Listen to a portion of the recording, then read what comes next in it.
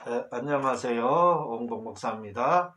오늘도 우주 아인슈타인에 대해서 그 책에 대해서 세 번째 시간을 갖도록 하겠습니다. 제 15장에 보면 아인슈타인의 그 책에 보면 통일장 이론에 대해서 나오게 됩니다. 통일장 이론이란 중력의 법칙과 전자기적 법칙을 하나의 보편적 기준 구조 속에 통일하는 것을 말한다. 즉 뉴턴의 만유인력 법칙과 중력장의 법칙을 통일하는 것을 말한다. 또한 통일장 이론은 양자론과 상대성 사이에 다리를 놓는 것을 말한다. 뭐 통일시키는 건데 잘 모르겠어요. 어쨌든 제16장 4차원 세계에 대해서 아인슈타인이 말한 것, 제1차원에 대해서 기차와 선, 1차원이 선이라는 겁니다. 아인슈타인은 기차에 대해서 기차를 가지고 예를 들어요. 아인슈타인은 1차원에 대하여 말하길 1차원은 우리가 알듯이 점이 아닌 선이라는 것이다. 다시 말해 한 기차가 정거장을 출발해 동쪽으로 달린다고 생각하자. 1시간 후에 기차는 어디에 있는가? 우리는 철로 위에 한 점을 가리키게 된다. 기차는 철로 위를 달리기 있기 때문이다. 이와 같이 하나의 선이 바로 1차원이다. 다시 말해 기차가 어느 지점을 지나가느냐 할 때 가리키는 것은 점이지만 기차가 지나가는 것은 선이다. 그래서 1차원을 선이라고 하는 것이다. 다시 말해 점이란 0차원이고 선이 1차원이라는 것이다. 0차원은 점이고 1차원은 선이라는 거예요. 기차가 선로에 지나가니까. 그래서 1차원이 선이라는 겁니다. 제 2차원에 대해서 배를 가지고 기선에 대해서 면적을 1차원, 2차원은 면적을 말하거든요. 근데 배를 가지고 설명을 아인슈타인이 합니다. 아인슈타인은 기차와는 다르게 기선을 가지고 배를 가지고 생각해보자. 기선의 경우 배죠. 바다에 철로가 없기 때문에 기선은 자유로운 세계에 있다. 기차는 철로만 있어요. 그거 꼼짝 못 하잖아요. 그런데 배는 어때요? 바다에 그냥 자유롭게 움직인다 이거죠. 자유로운 세계다 이거죠. 기선의 위치를 알려면 북위몇도, 동경몇도와 같이 두 개의 선으로 표시해야 된다. 그렇죠. 동경몇도, 북위몇도 하는 그게 뭐예요? 두 개의 선이지요. 표시해야 된다 이거죠. 배는 이것이 표시되는 것을 가리켜서 평면이라고 합니다. 평면, 면적, 평면. 그래서 2차원은 면적, 이렇게 평면. 표시되는 것을, 그래서 표시되는 것을 면적. 2차원이라고 합니다. 면적을. 3차원에 대해서 3차원은 비행기를 가지고 설명하는데 입체가 3차원이라는 거예요. 입체가. 자, 3차원은 기차와 기선과는 다르게 비행기를 가지고 설명해야 할 것 같다. 비행기. 왜냐하면 비행기는 기선보다 더 자유롭게 때문이다. 그렇죠. 배는 그래도 자유는 있지만 움직이는데 물 때문에 자유롭지 못해. 비행기는 어때요? 마음먹은 대로 움직일 수 있잖아요. 그 위치를 알려면 동경 몇 도, 북위 몇 도, 이거 가지고 가면 2차원이 되는데 이것만 가지고는 안 된다는 거예요. 비행기는. 그 밖에 해발 몇 미터라는 높이가 있어야 된다는 거예요. 북위 몇 미터, 동경 몇 미터 하면 선 2차원인데 3차원은 거기에 몇 미터까지 들어가야 된다는 거예요. 해발 몇 미터. 그래야 이게 비행기는 위치를 알 수 있다는 거예요. 그게 3차원이라는 겁니다. 다시 말해 비행기의 위치를 알기 위해서는 입체로만 알 수 있는 것이다. 이렇게 입체로 알 수 있는 것이 바로 3차원이다. 그래서 3차원을 입체라는 거예요. 2차원은 두 개, 면적으로 보는 거죠. 2개. 3차원은 어때요? 3차원은 입체적. 그러니까 3개 이상으로 볼 때 3차원이라고 하잖아요. 3차, 입체, 그걸 3차원, 입체, 3개 이상으로 보는 거.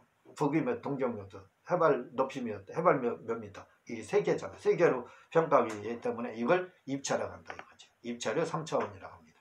자, 4차원에 대해서 입체의 시간을 더한 것을 4차원. 그러니까 북위 몇 도, 동경 몇 도, 거기다 해발 높이, 해발 몇 미터. 이게까지 하면 3차원인데 여기에다 시간을 하나 더 플러스하면 4차원이 된다는 거예요. 4차원. 네? 비행기를 타고 다시 한번 설명하겠다. 다시 말해 비행기는 3차원에 있죠. 문제는 비행기가 끊임없이 움직인다는 운동하고 있다는 것이 문제이다. 이와 같이 우주 속의 만물은 끊임없이 움직이고 있다. 우주의 별들 운동 계속 하잖아요. 우주 속에 비행기가 고정되어 있으면 3차원이지만 비행기가 움직인다는 것은 바로 4차원이라는 것이다. 비행기가 우주 안에 있으면 해발 몇 도, 북위 몇 도, 동경 몇 도 위에 딱 있다. 이게 3차원이 되는 거예요. 3가지를 했으니까. 그런데 4차원. 거기다 그 입체에다 4차원 하나 시간을 더해야 된다는 거예요. 예? 고정되어 있으면서 바로 움직인다는 것이 4차원이라는 것이다. 이렇게 시간에 따라 움직이는 세계를 바로 4차원이라는 것이다.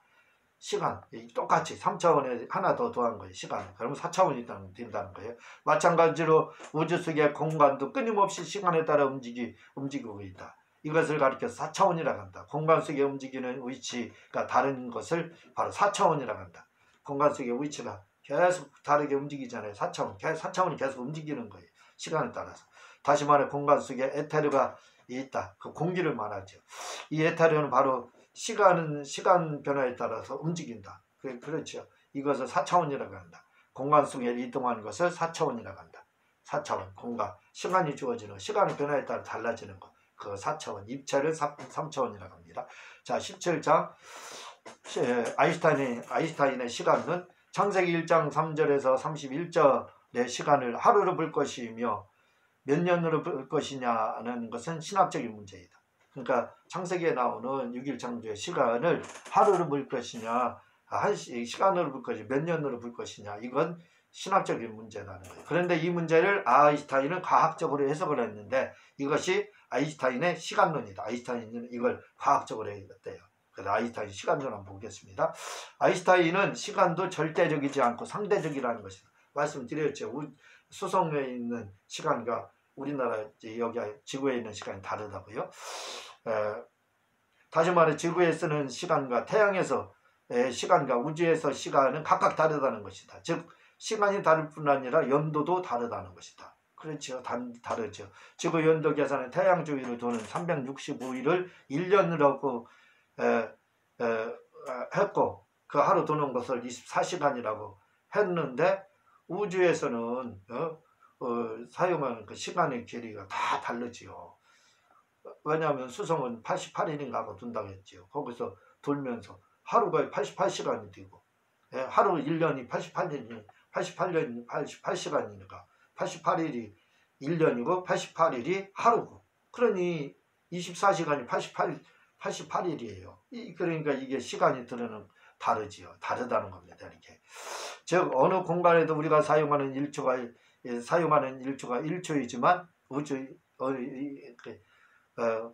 우리 지구 안에서 공간에서는요. 이 어느 공간에서는 우리가 사용하는 1초가 1억 년이 될 수 있는 것이다. 그러니까 1초라는 것이 아까 말했듯이 88일에서 1초는 뭐예요? 하루가 88일인데 1초는 그럼 뭐 어떻게 되는 거예요? 그러니까 이 다를 수 있다는 것이었죠. 그래서 1초가 어떤 데서는 1억 년이 될 수 있다는 겁니다. 다시 말해 블랙홀에 가면 시간이 매우 늦어진다는 것이다. 다시 말해 블랙홀에 들어가면 마치 시간이 거의 정지되어 있는 것 같이 늦는다는 것이다. 블랙홀에 들어가면 시간도 정지된대요. 블랙홀이. 그러니까 정지된 것처럼 그렇게 된다는 거예요.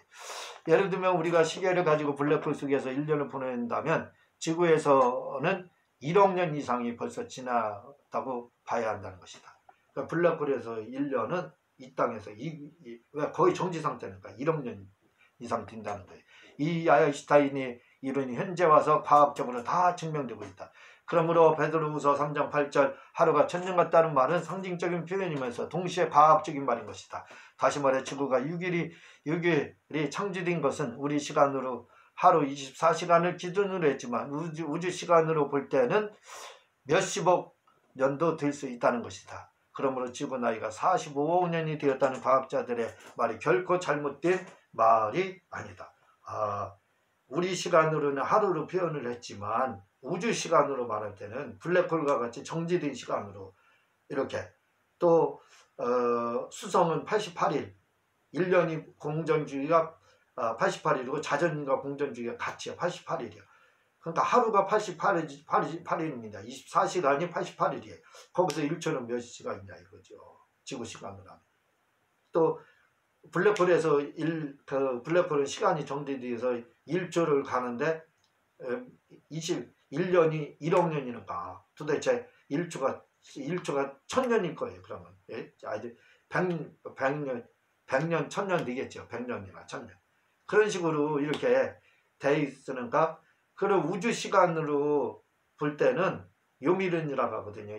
그래서 요미라는 히브리어에서는 뭐라고 뜨냐면 기간, 단의, 만년, 하루 이렇게 같이 써요.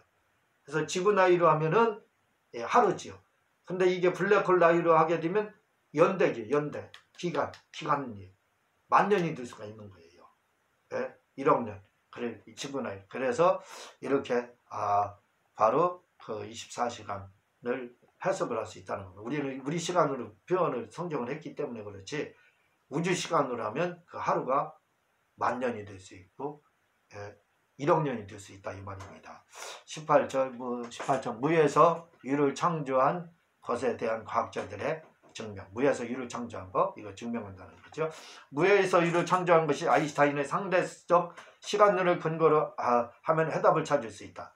무에서 유를 창조한 아인슈타인 시간론을 근거로 하면 해결할 수 있다는 겁니다. 이 아인슈타인의 이론을 근거로 최근 과학자들이 주장하는 창조론, 무에서 유를 창조한 것은 씨앗 우주론으로 이렇게 증명을 한다는 겁니다.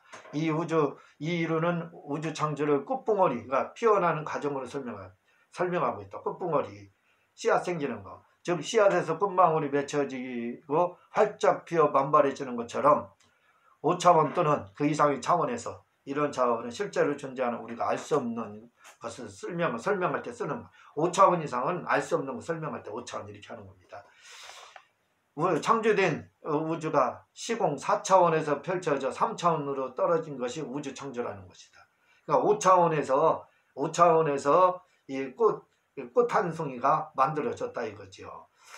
그것이 4차원에서 꽃이 핀 거고, 그리고 3차원으로 우리가 살고 있는 이 우주에 3차원으로 떨어진 것이 우주 창조라는 겁니다. 다시 말해 하나님은 5차원에서 천국 실제로 존재하지만 알 수 없는 세계를 5차원이라고 하잖아요. 하나님 5차원 천국에서 씨앗을 하나 창조했다는 것이다. 근데 이 씨앗이 4차원에서 우주 공간 이 씨앗이 4차원에서 만발한 꽃이 4차원에서 피었다는 거예요. 씨가 4차원에 꽃이 피었다는 것입니다. 이 만발한 꽃의 씨앗들이 6일이라는 기간을 거쳐 하나씩 떨어진 것과 같다는 것이다. 우주 창조, 6일 창조가. 그러니까 5차원이라는 하나님의 나라에서 씨앗 하나를 창조해서 이 씨앗이 꽃이 피어서 꽃이 피었다는 거예요. 그래서 그 꽃이 하나씩 떨어진 것. 그 꽃의 씨앗들이 꽃에 피면 또 씨앗이 생기잖아요. 그 씨앗들이 6개 씨앗이 맺혀진 거예요. 그래서 그것이 하루하루 떨어진 것이 6일 창조라는 겁니다. 그러니까 그 하나님의 나라의 시간으로 보게 되면 이 6일 창조 시간이 6만 년, 1억 만 년, 막 1억 년, 그렇게 이 유미라 이렇게 된 거죠. 그런데 이 씨앗에는 모든 에너지 정보가 5차원에서 창조된 씨앗과 같은 것이 들어있다. 5차원 하나님의 나라에서 그 씨앗 하나에 유전자가 있잖아요. 유전자 타고 계속 증거되는 것처럼 우주 4차원에서 그게 꽃이 피어서 3차원으로 떨어져서 우주 창조가 됐다는 게 아니에요. 씨앗이 6개가 떨어져서 꽃 핀 데서 떨어져서 4차원에서 꽃이 피어서 그게 떨어진 게 이제 그 3차원으로 하나 떨어졌는데, 꽃에는 뭐예요? 유전자 정보가 있잖아요. 그래서 뭐예요? 처음 하나 씨앗을 창조한 것처럼 씨앗 하나 창조한 거, 그 우주 창조라고 보겠죠. 우주 하나 딱 씨앗. 태초에 하나님 천지를 창조했다고 할 때 이 씨앗 창조, 그걸 말을 하는 거죠. 그 물과 흙 이절에 뭐가 있었다. 이게 뭐냐면 씨앗 4개, 씨앗 6개가 들어있는 거다 보겠죠. 그걸 하나하나 떨어뜨리는 게 각 6일 창조다 이렇게 보면 되는 거죠. 근데 씨앗에는 다 유전자 정보가 있기 때문에 그 씨앗 하나하나에 다 하나님의 유전자 정보가 들어있다는 겁니다. 이 꽃봉오리 속에 있는 씨앗들이 하나님의 명령에 의해 하나씩 떨어질 때마다 6일 창조가 되었다는 것이다. 이 이론은 과학적으로 아무 하자가 없다는 것이다. 또한 성경을 자세히 보면 창세기 1장 1절에 이미 우주를 창조해놓고 6일 동안 분리하는 것이 나온다. 즉 6일 창조는 엄밀히 말해 분리하는 작업이다. 실제 창조된 것은 창세기 1장 1절이다. 1절은 완령이다. 그러므로 씨앗 창조론은 성경으로 보아도 아무 하자가 없다. 즉 과학적으로나 성경적으로 아무 하자가 없다. 다시 말하면 창세기 1장 1절이 뭐예요? 하나님이 5차원인 천국에서 뭐예요? 씨앗 하나 만들었다 이거예요. 그리고 그 씨앗이 꽃 피운 것이 2절. 2절에 그 어둠이 있었고, 이런 2절에 봐봐요. 2절에 이렇게 되어 있습니다. 그 땅이 혼돈하고 공허하며 흑암이 깊은 무에 있고 하나님의 영은 수면 위에 운행하였더라. 그 땅이 혼돈하고 공허하고 흑암이 있고 하나님의 영은 수면 물이 있고 이렇게 있는데, 여기 이제 창세기 1장 이전에 4개가 나오지만 더 많은 것들이 6개의 씨앗이, 요게 이제 4차원이라는 거지, 2절이. 그리고 3절부터 이제 마지막 6일 창조가 그 뭐냐면 그 씨앗 하나하나가 떨어지는 거지요. 씨앗이 첫째 날 하나 떨어지고, 꽃 피었으니까 2절에서 꽃 피어도 씨앗이 다시 맺혔잖아요. 그게 하나하나 떨어진 것이 하루 떨어진 거, 하나 떨어진 것이 하루, 그 다음 떨어진 거 이틀, 그 다음 떨어진 3일째, 그 다음 떨어진 것이 4일째, 그 다음 떨어진 것이 5일째, 그 다음 떨어진 거 6일, 이렇게 창조가 그렇게 됐다는 것입니다. 이게 아인슈타인이 말하는 거예요. 끝봉오리 이론, 이 과학자들은 이렇게 증명합니다. 맞는 거예요. 제 19장 아인슈타인이 죽기 전에 있었던 일입니다. 1955년 4월 18일 새벽 1시에 아인슈타인이 죽기 전 어떤 어린아이로부터 이런 질문을 받았다. 할아버지, 어떻게 하면 훌륭한 과학자가 될 수 있나요? 라는 질문을 받고 이렇게 말했다고 한다. 얘야, 나는 특별하게 뛰어난 재주 같은 것은 없었단다. 단지 무엇이고 간에 그 까닭을 알고 싶어 끝까지 캐본 것뿐이란다. 과학자란 그렇게 만들어지는 것이지 내가 뛰어나서 과학자가 된 게 아니란다. 아이가 죽기 전에 어떻게 해서 훌륭한 과학자 됐냐고 하니까 한마디로 말해서 궁금한 거 끝까지 추적해서 캐다보니까 이렇게 됐다, 이 말입니다. 그래서 훌륭한 과학자가 됐다, 이렇게 말한 것처럼 우리도 성경 박사가 되고 하나님에 대해서 알고 싶으면 그건 돼 있어요. 저는 궁금하면 뿌리까지 저는 캐거든요. 그래서 결국 알게 됩니다. 그러니까 여러분들 성경에 대해서 궁금한 거 닫지 마세요. 계속 추적하게 되면 20년, 30년 후에도 깨닫게 해서 깨달아서 진리의 본질을 알게 돼요. 우리는 본질을 알아야 됩니다. 그런 식으로 신앙생활 해야 됩니다. 하시기를 바랍니다. 이 우주의 아인슈타인을 이렇게 보게 되면 우주 창조가 어떻게 무에서 이루 창조했는지, 또 유미론이라고 하거든요. 하루가 말년이냐, 기간이냐, 단위냐, 24시간 데이 하루냐, 이렇게 창세기 창조 그거에 대한 거.